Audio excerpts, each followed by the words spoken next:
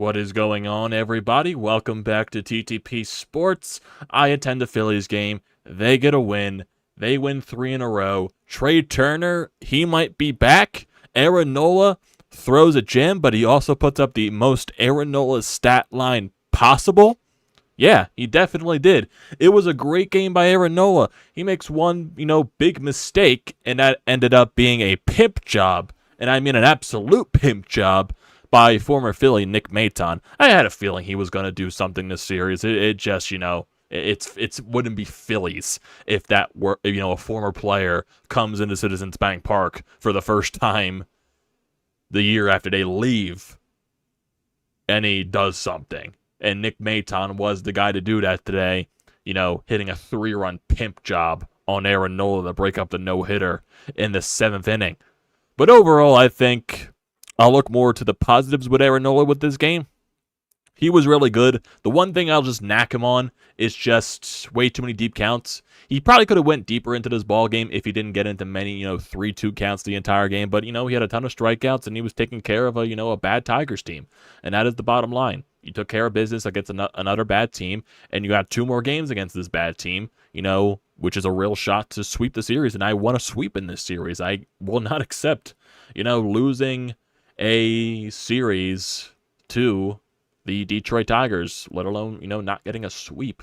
So I really need that to happen. I really need to see a sweep against the Detroit Tigers, and today was a first for that. Nick Castellanos remains red hot. Trea Turner, man. Hey, if Trea Turner's going to keep doing this in the cleanup spot, I don't mind it.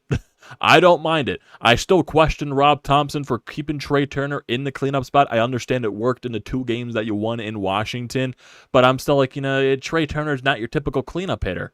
He shut me up today, I guess. He really shut me up. I like Trea Turner in the cleanup spot now. Yeah, I'm going to say that until Trea Turner sucks again. 2 home runs in this game. My God, both of those balls were crushed. And of course, I missed the first one because I'm in the concourse with my father getting a goddamn pretzel because the people don't understand, because, you get those coupons for the designated driver thing to get a free beverage. They didn't understand what we were talking about, and it took freaking millennia, and as we're in the goddamn line trying to get our stuff, Trea Turner goes deep. So, of course, I missed the first Trea Turner home run, but I didn't miss the second one. That's without a doubt. I definitely didn't miss that second Trea Turner home run. So, yeah. I wasn't missing both of them. But like I said as well, Nick Castellanos stays red hot. He gets a couple of hits in this ball game as well with an RBI. Bryce Harper gets a couple of hits. JT Realmuto with a huge 2-run double to, when the Tigers came back into the game. It was a 2-run game. I really wasn't worried when the Tigers made it a 2-run game just because the offense, they were seeing the pitching really well today. They were due for a big explosive inning, just, add on the insurance runs. And they did exactly that the very next inning after Nick Maton hits that pimp job of a home run. I'm going to keep saying that because the bat flip, he crushed the ball. It was a hanger right over the middle of the plate. So also that factored into it. Mundo Sosa getting an error, extending the inning. Just a little bit too many deep counts in that point. And, it was a 2-strike count to Nick Maton. Nola left a curveball hanging in that situation, and Maton made him pay.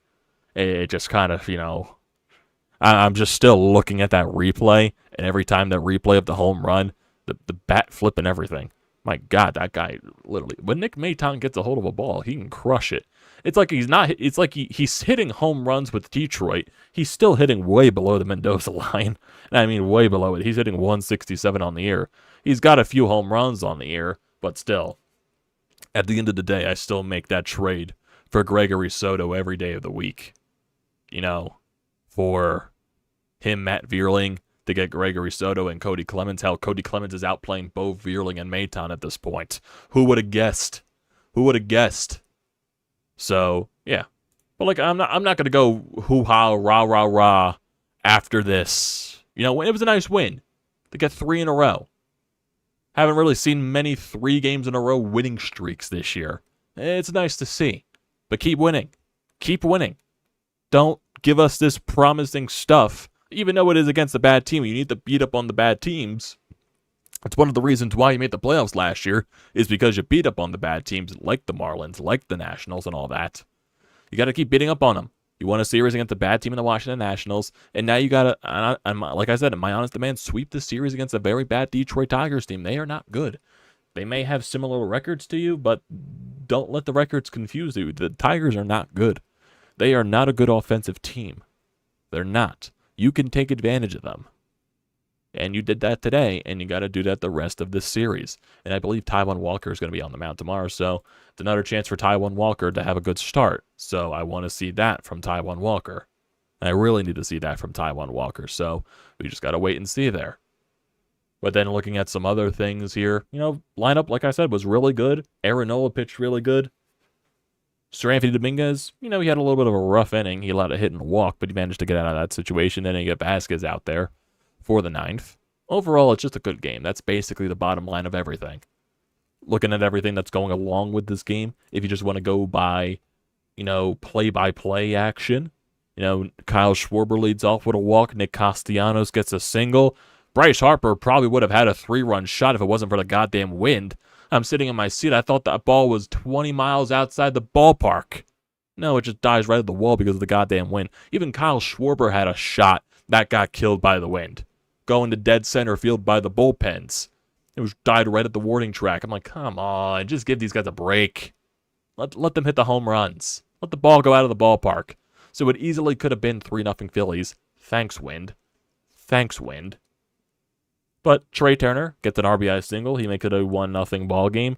But the Phillies were not able to do anything else the rest of that inning. They didn't manage to get the bases loaded. JT didn't do anything. Stott walked to load the bases. And then Ellis had the most brilliant at-bats. The most brilliant plate approach with bases loaded and 2 outs. I'm going to swing at every pitch. I'm going to swing at every single pitch. You know what? That resulted in a strikeout. An absolute strikeout. Nola gets a shutdown inning in the second, and then the Phillies come right back into the bottom of the second inning. Guthrie gets a single, and then Nick Castellanos drives him in with a double. Makes it 2-0 Phillies there. So Nick Castellanos remains hot. He has 2 hits in the first 2 innings. And then you go into the bottom of the third. Trea Turner leads off with an absolute moonshot. Makes it a 3-0 game. Phillies don't do anything in the bottom of the fourth. Go to the bottom of the fifth. Nick Castellanos leads off with a walk. Bryce Harper singles. Castellanos eventually moved over on a wild pitch. Then Bryce Harper got thrown out, trying to extend it into a double. The typical, Bryce Harper being aggressive. So maybe he was trying to, do something to make sure that Castellanos scored on that play. But that's just Bryce Harper being aggressive. I can't get mad at it in that instance, but that's, wait and see. Then Trea Turner to the very next at bat, hits another moonshot, goes into the second deck in left field, bounces out. I didn't even know it went into the second deck in left field. All I knew that the ball off the bat was gone. That's all I needed to know. It was a crushed moonshot. Trea Turner with a second of the day, and it's a 5-0 Phillies lead in the bottom of the fifth. Trea Turner and Nola with another shutdown, top of the sixth inning. Then you go to the top of the seventh. Leadoff walk. Baez grounds into a fielder's choice. Then you get the second out with a strikeout. Then Torkelson grounds out, actually, the Baez fielder's choice. That was, I don't know why they're rolling it into a fielder's choice. It was an error by Edmundo Sosa, so 2 runners are on there. Then Nola gets the strikeout. Then, Edmundo Sosa, when he makes a very bad play that makes you scratch your head, he then makes another great play, robbing Torkelson over at third base. Prevents basically extra base hits there, and throws him out at first. So, the very confusing experience of Edmundo Sosa continues this year. And then, eventually, in a 1-2 count, all knuckle curveballs this entire at-bat, Nola hangs one, and Maton crushes it. Becomes a 5-3 ball game. I'm like, oh, come on. Come on, out of that. That's the first hit of the ball game. And, of course, it's a home run where it's unearned runs. Like I said, when I read over this Nola stat line, this is going to be the most Nola stat line of Nola stat lines. It's that ridiculous. But then you go into the bottom of the seventh inning. The Phillies respond. Bryce Harper leads off with a single, then Trea Turner singles as well. Harper moves over to third base, and then JT crushes a double to center field, scores both runs, makes it a 7-3 ball game. Then with 2 outs, Edmundo Sosa drives in JT to make it 8-3, and that's basically the rest of your ball game. Serafini has a little bit of trouble in the 8th, allows a couple of base runners, gets out of that situation, and then in the 9th, Vasquez comes in and shuts the door down with a 5-run lead, and that's how the Phillies win by a score of 8-3. Looking at the bats today, Kyle Schwarber had a solid day at the plate, in my honest opinion. Did not record a hit, did not record a home run. Probably should have had a home run later on in the ball game, but of course, Mother Nature brought it back because of the goddamn wind. Jesus Christ. But he also had 3 walks in this game, so I'll take that as a positive. Walked 3 times. Manufactured getting guys on base. He also scored a run in this ball game. Nick Castellanos goes 2 for 4 with an RBI. Bryce Harper 2 for 5 with an RBI. Trea Turner 4 for 5 with 3 RBIs and 2 home runs in this game. Brought that average up to 243, so we're making minor improvements. Minor improvements there for Trea Turner, so we definitely need a lot more from Trea Turner. He's going to have to go 4 for 5 every freaking single day to get the average even close back to 300, but we're making baby steps here. Baby steps. Can Trea Turner find a way to figure it out after a day like this? Hopefully. Just don't follow it up with an 0 for 5 night tomorrow. Please do not do that, because then I will pull my hair out. Trea Turner. JT goes 1 for 4 with a huge 2-run double later on in the ball game. Then the bottom of the lineup, Bryce and Stott 0 for 2 with 2 walks. Ellis 0 for 4 with 3 strikeouts. Sosa 1 for 4 with an RBI single. And Guthrie goes 1 for 3. Phillies were 4 for 11 with runners in scoring position. They left 8 runners on base. And here comes the Nola stat line. 7 innings pitched, 1 hit allowed, 3 unearned runs, 3 walks, 12 strikeouts on 108 pitches. And I believe Nola made some history in this ball game, because this is the most Nola stat line ever. This is from Jason Cantanilla. If you think that this line is rare, well, that's because it is. Nola is the first pitcher in AL/NL history to go 7+ innings and allow 3 runs on 1 hit or fewer with 10+ strikeouts. Nola stat line, everybody. Most Nola thing in the world. Still, he was really good in this game. Hopefully he can build off of this, but, with the Phillies pitching this year, I somehow doubt it. Serafini Dominguez, 22 pitches in his 8th inning of work, and then Vasquez needed 19 pitches to finish the job in the 9th inning. Got 3 wins in a row. You obviously play better in your ballpark as opposed to your record 15-10 at home to your abysmal record on the road. I'm not even going to look at that because it's very ugly. You're 4 games below 500 now at 28-32. Got, 2 more games against this very bad Detroit team. 2 more games. Taijuan Walker's going to be on the mound tomorrow, and I believe Detroit is doing a bullpen game tomorrow, so you know what to do there. And I need Taijuan Walker to have a good outing tomorrow. And then Zack Wheeler's going to be on the mound Wednesday night against Rhys. Looks like a guy that made his Major League debut a couple of days ago. So it's a young guy. Take advantage of him. And Zack Wheeler really needs to fucking bounce back from his terrible game against the Washington Nationals. Really needs to bounce back. Because after this, series against Detroit, it's going to get tougher again before it gets easier. 3-game series at home against the Dodgers this weekend, and then you go on the road out on the West Coast, 4 games in Arizona, and then you get a little bit of a break in between there, 3 games in Oakland. So that's your break. And then you come right back home, play the NL East again, 3 against Atlanta, 3 against New York, and then if you're going towards the All-Star break after the New York Mets series at home, 3 games on the road against the Chicago Cubs, 3 games at home against the Washington Nationals, and then you go on the road to finish out the All-Star before the All-Star break. 6 games in Florida, 3 in Tampa Bay, and 3 in Miami. So it doesn't get any easier from here. And I believe your second half schedule is just even tougher. So you're not going to get many breaks, and you got to take advantage of when you're playing these bad teams. But still, even though you're playing these bad teams, I need to see some good baseball against some good teams as well. I really need to see it. Especially in a series against the Los Angeles Dodgers. But granted, the first game of that series, there's really no scheduled starting pitcher for both teams in that series, so I'm not sure what is going to happen.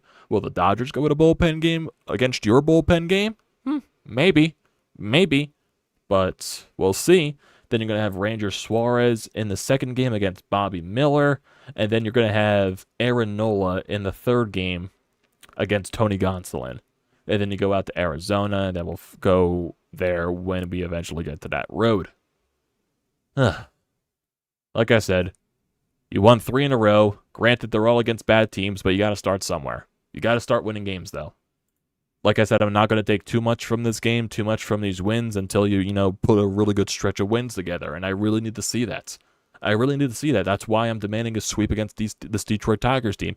Even though if you do sweep Detroit, I'm still not going to go, wow, rah, they're back. I need to see good baseball against the Dodgers and the Diamondbacks. Like, see, we see this one comment right here from Michael. We'll sweep the Tigers just in time to go 2-5 against the Dodgers and the Diamondbacks. Exactly. You need to find a way to play good baseball against good teams. That's what we really struggled to do this year. Good baseball against good opponents. So, even though we got swept by the Mets, then they eventually got swept by the Blue Jays, like, directly after us. It's got to be consistent. That's what I'm asking for. Consistent series wins.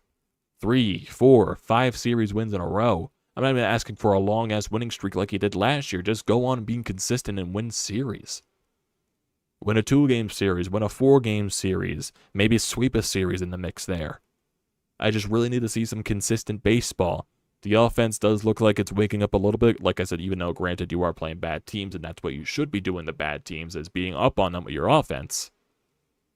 But maybe this builds a little bit of confidence. Schwarber does look a little bit more confident at the plate since it is June. Gets 3 walks today. He had 2 home runs yesterday afternoon in Washington. So I'm assuming the power numbers are just going to keep increasing for Kyle Schwarber. And I do like that he is in the leadoff spot when he does get hot, because he could be very deadly from that position. And hopefully Trea Turner can build off of this game. And Nick Castellanos has been one of the hottest hitters in the lineup, because he's just basically doing everything at this point. Just keep it going. Keep it rolling. Like I said, not going to go crazy, but baby steps at this point. Maybe we got to treat this as baby steps. Hopefully. Hopefully. I don't want to be proven wrong again. I just don't. I don't want to be proven wrong that you're just going to go fall right back down the drain. Build some consistency off of this. That's all I'm asking for. That is all everyone is asking for at this point. Just need it. Just absolutely need it. Jesus. This team. At least they won today. When I was there, I was fully expecting a dud, and then thankfully I didn't get that. Thankfully, I saw 2 Trea Turner home runs. Thankfully, I saw that. I did see the Nick Maton paint job, though. That won't get out of my mind, because it was an absolute pimp job. So yeah. Yeah. That's where we stand there. That's where we stand. So, I think that is where we are going to end it all for tonight, everybody. A little bit tired. It was going to be a quick hit regardless. Got tomorrow's game. Probably recap that depending on how I feel. If we don't do a recap tomorrow, we'll obviously recap everything on Wednesday, but I most likely will recap tomorrow's game. And yeah, we'll move on from there. Tomorrow, Wednesday, then the Dodgers series. That'll be a little bit off because I'm not sure what's going to be happening there. Saturday, I might not be able to recap it, so we'll just basically play it by ear at this point. So yeah. That's going to do it for tonight, everybody. I appreciate everyone here that joins the stream as always, so don't forget to leave a comment in the comment section down below. Don't forget to drop a like on the video. Don't forget to check out everything in the description down below. I like to see those. Also, don't forget to hit that subscribe button. We've been growing very steadily as of late. I believe we just surpassed 770 subscribers. So keep hitting that subscribe button if you are new to the channel, or if you're a current viewer that's just not subscribed and you're just constantly viewing the channel. I really recommend you hitting that subscribe button. It does me a great deal, and the more people that subscribe, the closer we get to 800, and then so on and so forth from there. We're getting closer to 1,000. So join the TTP Sports family. Big stuff happening here. Phillies recaps, Philadelphia sports news, daily recaps, and everything like that. So thank you, and I recommend hitting that subscribe button. Also use the code TTPSPORTS, $20 off your first purchase at SEATGEEK. Great deal, don't pass it up. So, thank you everyone for tonight. I'll see you next time.